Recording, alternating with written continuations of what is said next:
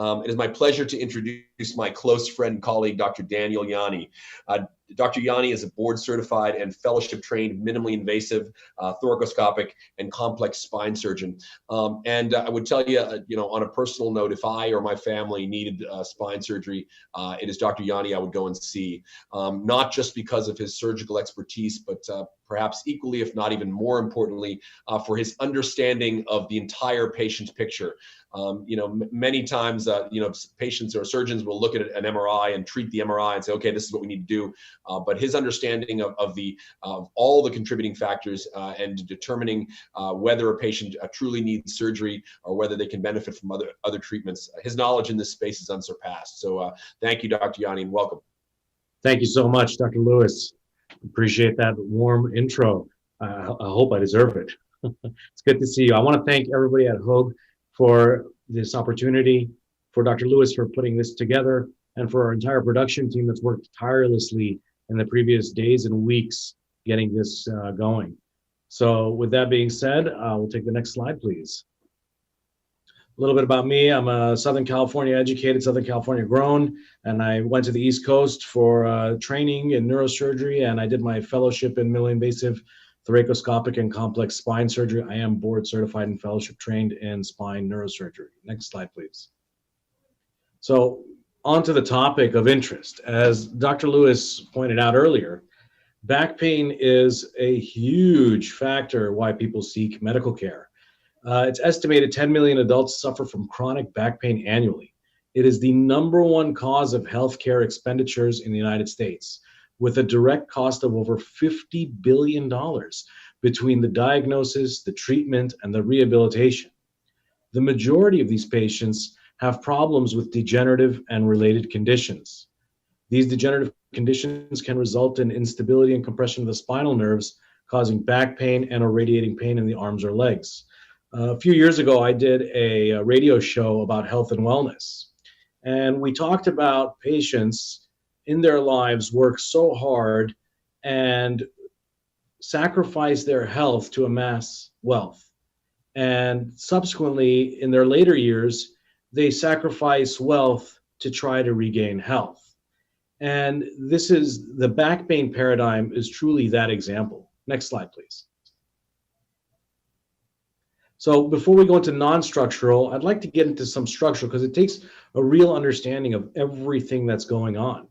And if you look at the lumbar anatomy, there are 5 bones in your low back that support the rest of your body in your upper back, your cervical spine, your thoracic spine, your head. And then below the lumbar spine is the sacral spine, the pelvis, and your legs. So this is a transition segment that's not very supported. All you have is musculature and ligaments. And in between the bones are discs, and at each level, there is a pair of nerve roots exiting. Now, here's the interesting part. There's a normal curvature of your low back that ranges between 30 to 80 degrees, and the apex of that curvature is somewhere in the mid-lumbar spine around L3, L4. And it's important to understand this curvature because as we age and more wear and tear, that curvature is lost, and it changes the way that you're able to offload stress and strain. Next slide, please. On top of the supporting structure of the bones and the discs, we have the ligaments. And there's a variety of ligaments connecting each bone and disc to the next bone and next disc. So we have the anterior longitudinal ligament, which sits on top in the front of the spine. We have the posterior longitudinal ligament, which you can't really see in this slide, which runs on the back of the vertebral body. We have the ligamentum flavum, which connects the lamina posteriorly. The interspinous ligaments connecting the spinous process, which is what you're looking at in that bottom picture. The supraspinous ligament lying on top of the spinous processes, and the intertransverse ligament connecting the transverse processes in that top left picture. Next slide, please. You can just fly through that.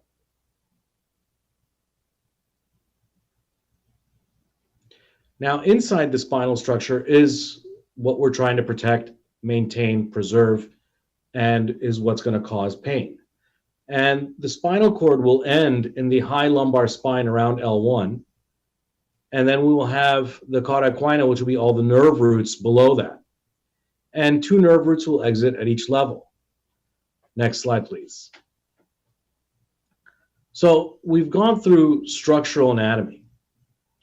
And we understand how structural anatomy can influence position and pain. But we want to talk about how do we deal with the back pain and back pain prevention. Body position. This is the most obvious factor that every one of us has had to deal with.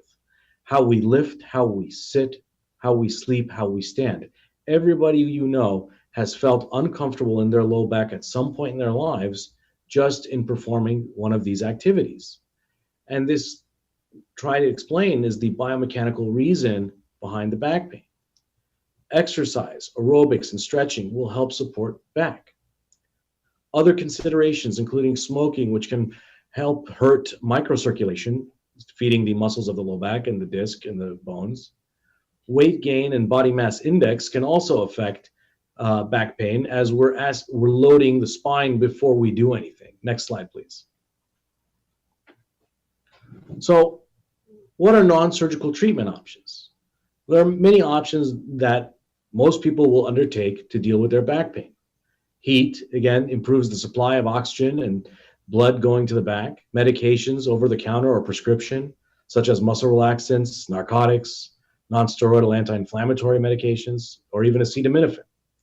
Exercise, that consistent stretching and strengthening exercises can help deal with back pain. Acupuncture, again, another comprehensive modality in addressing back pain. Chiropractic therapy, another comprehensive modality in addressing back pain. Next slide, please. Now, to understand why people have structural problems, we have to look at what we're doing. Most patients do not live their life laying down in an MRI machine. In 1999, Dr. Schmidt's group looked at 12 asymptomatic patients in neutral position, flexion position, and extension position. And they found a 16.4% decrease in cross-sectional area in extension, and up to a 44% decrease in interforaminal area in extension, depending on level. Cross-sectional area, meaning inside the spinal canal where all the nerve roots live. Interforaminal area, meaning the window that each nerve exits at that level of the spine. And they also found that the ligaments can change in thickness anywhere from 1.8 millimeters up to 4.3 millimeters between bending forward and bending backwards. Well, what does all this mean? Well, the whole idea here is that the spine is a dynamic structure, and it's designed to protect the neural elements, the nerve roots and the spinal canal and the spinal cord and the cauda equina is part of this biomechanical structure. And any motion can change that biomechanical structure. Next slide, please. So we've talked a little bit about anatomy, we've talked a little bit about prevention, a little bit about loads. Let's talk about back pain itself. So what is back pain? Patients come in complaining of back pain, and they may mean a variety of things. They could be talking about back spasms, they could be talking about bony back pain, they could be talking about sacroiliitis, they could be talking about a myriad of complaints. So what do we describe back pain as? We're talking about muscle spasms, cramping, and stiffness. There may be leg pain associated, tingling, numbness, or weakness. Pain and stiffness that gets worse over time and lasts longer than 3 to 6 months is concerning. This is a back pain problem. Periodically, I'll see patients who come in complaining of, oh, I had one episode of back pain a month ago and I've never had it again. And the question there is, well, what were you doing on that day or the day prior? And this is a patient who, we would do serial observation and not necessarily work up with more advanced imaging. But if this is a recurrent situation or a progressively worsening situation, imaging may be implied.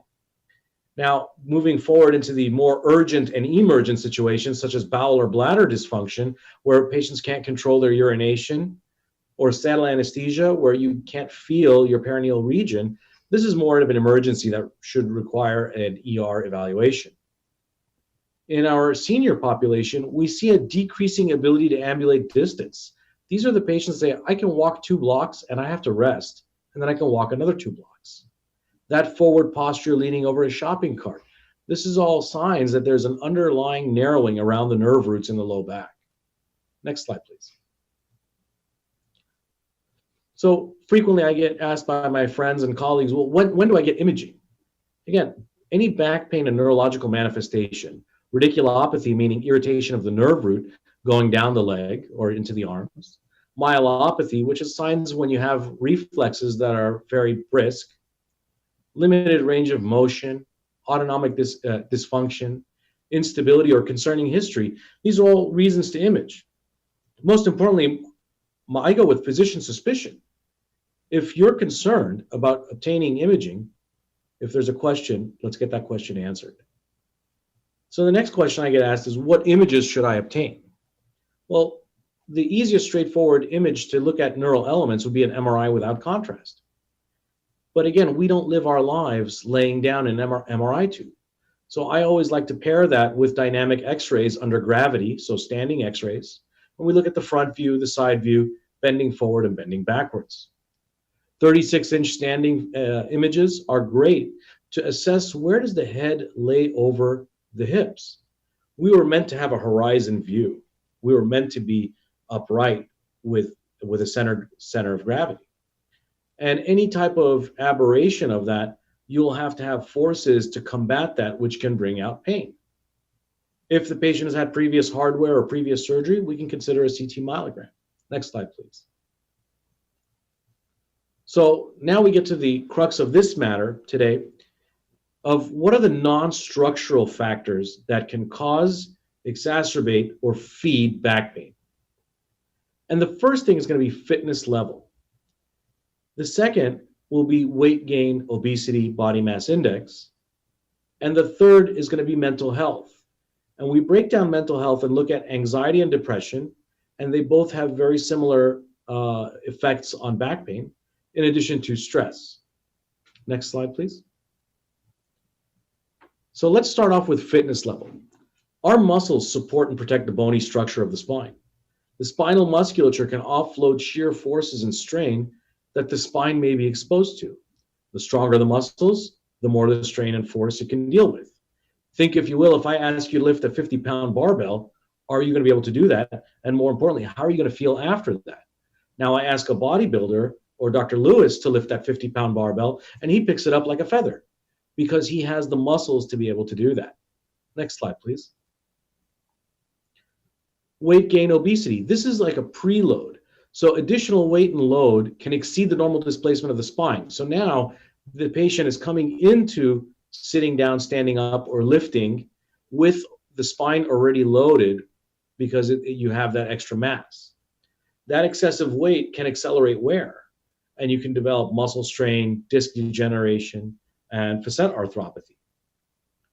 Next slide, please. So I'd like to shift gears now from talking about fitness and loads on the spine to the psychosocial issues that can affect back pain and spine health. And Dr. Moore in 2010 published a paper about chronic low back pain and psychosocial issues. And in this paper, they estimated the prevalence of depression to be 2 to 3 times higher in patients with back pain than in the general population. So clearly, this is a major comorbidity. And the next question that would arise is the back pain happening because of the depression? Is the depression happening because of the back pain? Or is this a vicious cycle where they feed upon each other? And these are the key questions that we need to ask. And this is why, as Dr. Lewis was alluding to, we treat patients in a comprehensive manner where we are evaluating all the factors that can cause back pain. Next slide, please. So Dr. Strom's group in 2018 performed a meta-analysis, and they looked at 14 studies covering 4,800 patients. And the mean age of the patients in these studies was 49, so fairly young. And they extrapolated 75 findings into 5 categories of factors associated with anxiety and depression before and after undergoing spine surgery. Next slide, please. They found that the 5 factors that influenced anxiety and depression both before and after surgery were, number 1, pain. Pain causes anxiety. Anxiety can trigger pain. Similarly, depression. People are very saddened that they are in pain and they're concerned about their outcome and where they're going and how long is this going to last. Lack of information was a shocking finding in this paper. And this goes back to where are we educating the patients and how are we educating the patients? And that lack of information produced anxiety and depression because patients were uncertain where they were going and what was going on. Disability, again, disability is a big concerning factor. Patients have weakness or numbness or tingling, and the concern that exacerbates the anxiety and the depression, and again, feeds back to the disability, is where are we going?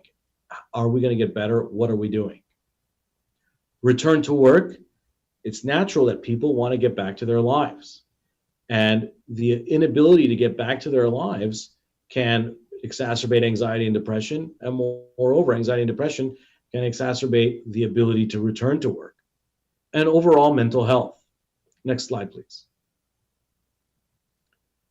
They recommended development of educational aids to reduce anxiety and depression and improve surgical outcomes. And they identified 5 key points. 1, address the patient's understanding of pain and their ability to cope. 2, inform patients at a time and in a way and with informational content suited to the individual. Again, similarly, I'd like to kick back to our previous talk of informing patients suited to their problems. 3, address everyday activities, educating patients to be active according to their abilities, but more importantly, according to any restrictions that they may have due to having surgery. 4, educate patients in the direction of a new life trajectory. 5, addressing issues will decrease the risk of other and further psychological disturbances. Next slide, please. Dr. Marshall's group in 2017 published another paper. This was a cross-sectional study, and they looked at 218 people with chronic low back pain. And they performed multiple mediation analyses between pain and disability. And they tried to identify 4 factors to associate pain to worsening disability.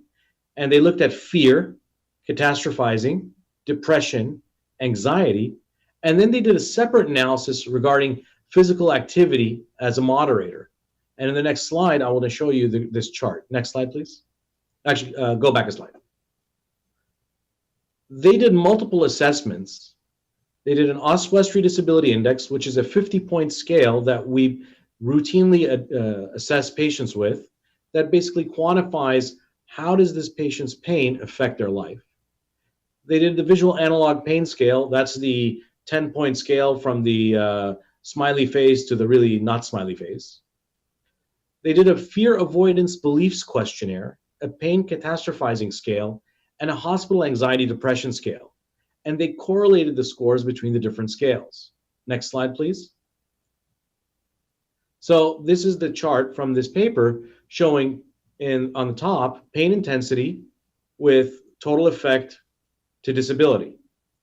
And then they broke it down with pain intensity, looking at the fear factor to disability, pain intensity with catastrophizing to disability, pain intensity, depression component to disability, pain intensity, anxiety component to disability. And again, what you see here off to the side is physical activity was a separate modulator of certain factors, and I'll explain that in a moment. Next slide, please. So they concluded that the mediating effect of catastrophizing, but not fear or depression, was conditional upon participants reporting weekly performance of structured physical activity sessions. So in essence, patients who catastrophized wound up with disability, they had to perform some type of physical activity to get to that disability. However, the effect of fear and depression on pain-related disability was not related to regular physical activity. So this was completely independent, suggesting that psychological interventions are likely the best treatment of choice for patients who are suffering from these factors. Next slide, please. So then we look at psychology and back pain. And Dr. Ikamoto's group in 2018 published a paper reviewing psychosocial factors to look at the effects on back pain. And they looked at fear avoidance behavior, low mood withdrawal, expectation of passive treatment, and negative pain beliefs. And what are the effective options? And they identified that cognitive behavioral therapy restructuring the negative into the realistic was a good effective option. They identified mindfulness may help improve pain acceptance. And they also identified that self-management strategies for goals and pacing were effective for these individuals. Next slide, please. So in conclusion, non-structural back pain etiology vary widely. These can be fitness related, weight gain, obesity, body mass index related, psychology related, anxiety and depression. And it's critical that a multidisciplinary approach to back pain is taken to identify all the key exacerbating and attributing and triggering factors of the back pain. And through this multidisciplinary approach, we hope to have the best outcomes out there. Next slide, please. Little social media plug if anybody's interested. Next slide. And that's it. Thank you very much, Dr. Lewis.